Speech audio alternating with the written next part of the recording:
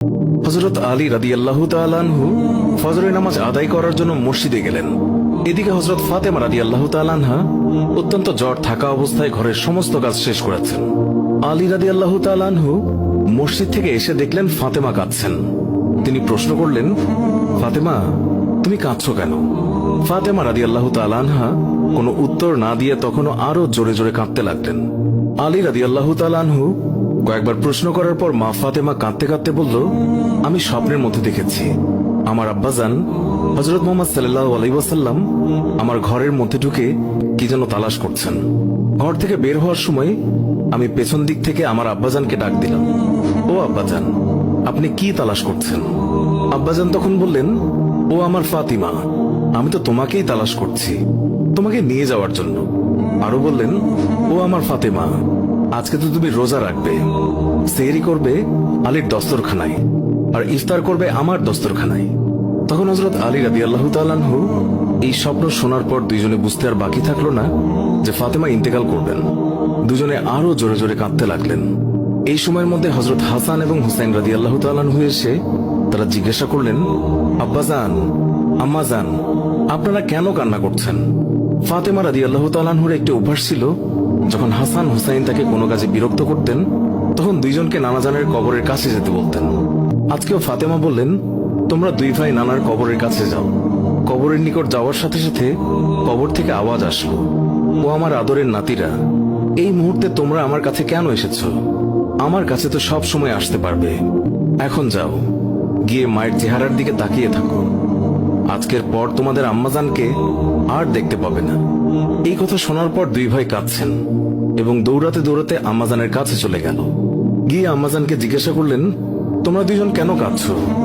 বুঝেছি, নানাজান আমাদেরকে বলে দিয়েছেন যে আজকের দিনটি তোমার জন্য শেষ দিন। নানাজান তোমার চেহারার দিকে তাকিয়ে থাকার জন্য আমাদেরকে বলেছেন। বিকেলের দিকে হযরত ফাতেমা রাদিয়াল্লাহু তাআলা আনহা তার শরীর খারাপ হলো, তাকে বিছানায় শোয়ানো হলো। মা ফাতেমার মৃত্যুর পূর্বক্ষণে হযরত আলী রাদিয়াল্লাহু তাআলা আনহু তাকে তিনটি কথা বলেছেন। ও আলী, আমার প্রথম কথা হচ্ছে, যেদিন থেকে আমি আপনার ঘরে এসেছি ওই দিন থেকে আজ পর্যন্ত আমি আপনাকে অনেক কষ্ট দিয়েছি। আপনি যদি আমাকে ক্ষমা না করেন তাহলে কি আমার কারণে আব্বাজান অনেক লজ্জিত হবেন। বলেন, আপনি আমাকে ক্ষমা করলেন কিনা? আলী রাদিয়াল্লাহু তাআলা আনহু তিনি তখন উত্তরে বললেন, ইয়া ফাতেমা, তুমি কি বলছো এগুলো?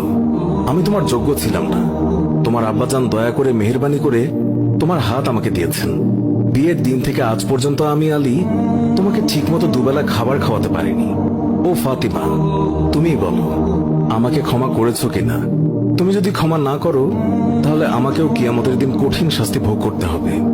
ও আলী, আপনার সাথে আমার দ্বিতীয় কথা হলো, আমি মারা যাওয়ার পর আপনি বিয়ে করে নেবেন দুনিয়ার যে কোনো মহিলাকে আপনার পছন্দ মতো।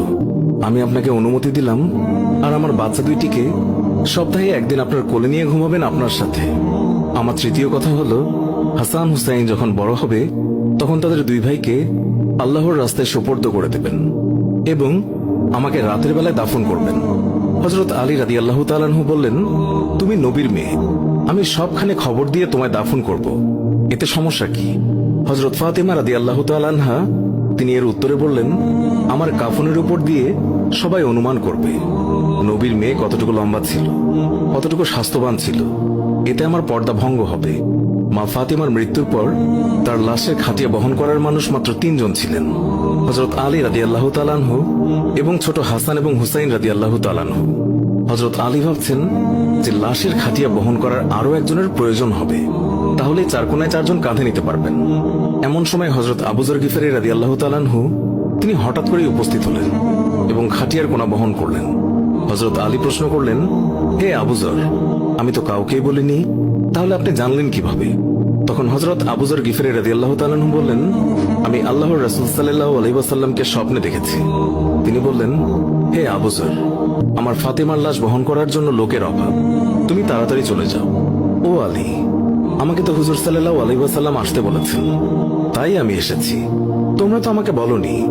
রাতে এসে রাসূলুল্লাহ সাল্লাল্লাহু আলাইহি ওয়াসাল্লাম তিনি স্বপ্নে বলে গিয়েছেন হযরত ফাতেমা রাদিয়াল্লাহু তাআলা আনহুকে যখন কবরে নামাচ্ছেন তখন হযরত আবু যর গিফারী রাদিয়াল্লাহু তাআলা আনহু কবরের কাছে গিয়ে কবরকে উদ্দেশ্য করে বললেন, হে কবর, তুই কি জানিস আজকে তোর মধ্যে কাকে রাখছি? উনি হচ্ছেন জান্নাতের সকল মহিলাদের সর্দার। হযরত ফাতেমা রাদিয়াল্লাহু তাআলা আনহার কবর থেকে কোনো আওয়াজ আসলো না। তিনি আবারও বললেন, উনি হাসান এবং হুসাইনের আম্মা যান। এবারও আগের মতো কোনো আওয়াজ আসলো না। তিনি আবার পুনরায় বললেন, উনি হচ্ছেন হযরত আলী রাদিয়াল্লাহু তাআলা আনহুর স্ত্রী। তারপরও কবর থেকে কোনো আওয়াজ আসলো না। তিনি আবার বললেন, এটি দুজাহানের বাদশার মেয়ে, খবরদার বেয়াদবি করবি না। আল্লাহ তাআলা তখন কবরের জবান খুলে দিলেন। কবর বলল, আমি অন্ধকার ঘর, আমি সাপ বিচ্ছুর ঘর, আমি এমন একটি ঘর যার মধ্যে কোনো বংশ পরিচয় কাজ হয় না।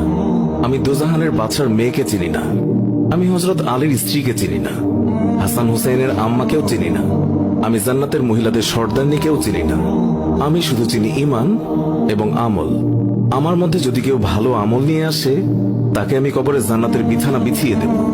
আর যদি কেউ খারাপ আমল নিয়ে আসে, তাকে আমি কবরের দুই দিক থেকে এমন জোরে চাপ দেব যে হাড় মাংস মাটি সব একত্রে মিশিয়ে যাবে।